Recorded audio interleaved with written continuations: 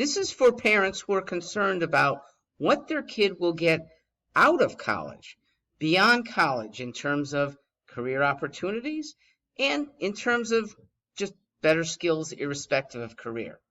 Well, for the opportunities, getting into grad school or getting a career outside of school, going beyond college, you probably have to play to rankings, even if they're flawed. The U.S. News survey is still the gold standard. There are problems with it, which I'll get to. But because that is, for the last almost 30 years, been the number one thing that colleges are ranked on, playing to it to admit yourself, to matriculate, probably has worth in terms of what you're likely to get on the back end if you graduate in good standing. Not necessarily worthy if you're looking primarily to what you get out of college beyond career. So let's talk about the deficiencies in the ranking. The U.S. News had, until this past year, been devoid of the financial cost of college. Other surveys had incorporated that and gotten very popular on the internet. So the U.S. News, trying to stay one step ahead, and I think it has, incorporated that financial cost, price, into its new rankings. But here's what it still has that I think are weak. My two big, and they are big in terms of their criteria, U.S. News deficiencies. Number one, peer assessment.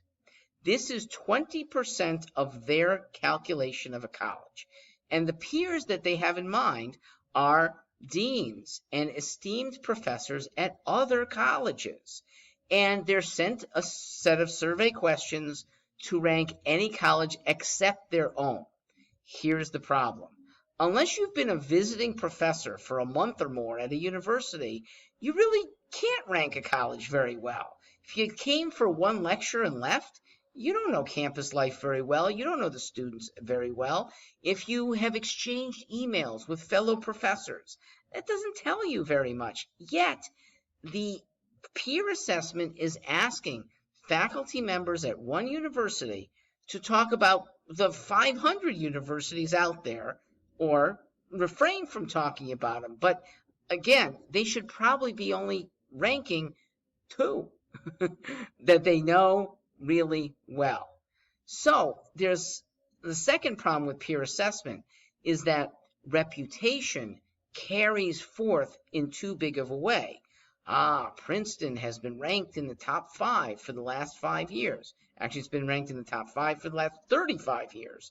And so whatever's happening at Princeton, good or bad, it doesn't weigh as much as the reputation that a peer will say, they must be good.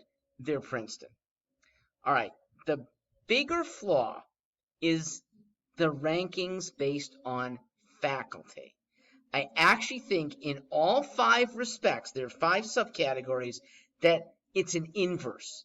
Number 1, percent of faculty who are full-time. Well, for any student that would like to have a practical education, full-time faculty are among the least practical. They're on campus doing research as opposed to adjuncts who are downtown 4 days a week and teaching on campus 1 day a week, maybe 2 afternoon lectures they come up. They're the ones delivering modern pragmatism to students who are about to set foot after they're done with college onto those same streets, into those same corporations, into those laboratories for jobs. I contend that they are far more practical than the full-time faculty members. Number 2, student-faculty ratio. So if the student-faculty ratio is low, that supposedly is good. I disagree. It has nothing to do with the quality of the faculty. And having lots of faculty implies some are mediocre, some are even bad. So lots of faculty almost certainly dilutes. Much better to just rank on, do the students appreciate the maybe few faculty who are there? And if they flock to those few faculty members, they put 250 kids in a lecture hall for the greatest teachers on the campus, wouldn't it be smart to just limit your lectures to the greatest teachers on campus? That would give you a very high student to faculty ratio, but it would be a very good one, wouldn't it? Number 3, the percent of faculty with a terminal degree, meaning the highest in your field. If PhD is the highest you can get, what percent have that? In a different field, it might not be the PhD, but what percent reach that level? Now, that too has a problem, because to reach that level, your 7 years of maybe impractical on-campus studies, you're in a library, you're in the same lab over and over and over again. And as opposed to a faculty member who spent most of the last 7 years off campus and brings back the practicality, the new learning, the better environmental science, the better medical science comes to your kids thanks to a widespread use of faculty members' resources that's not going to their own PhD endeavor. What is a PhD getting evaluated by? It's not pragmatics, it's a few peers that look over some papers and quiz the guy at the end of his 7 years. Not nearly as potent, not nearly as what that junior faculty member might bring to your kid. Number 4, class size. Now, I sort of spoke to that when they talked about student-faculty ratio. So let's say class sizes at a university are very small on average. That may be because there's professors that are offering classes that nobody wants to take. That they have classes with just 4 kids, and those 4 are there because they can get an easy A from this guy. Class size that might be very high might be the most compelling lecturer in astronomy, the most compelling lecturer in U.S. history, and kids are flocking to that class.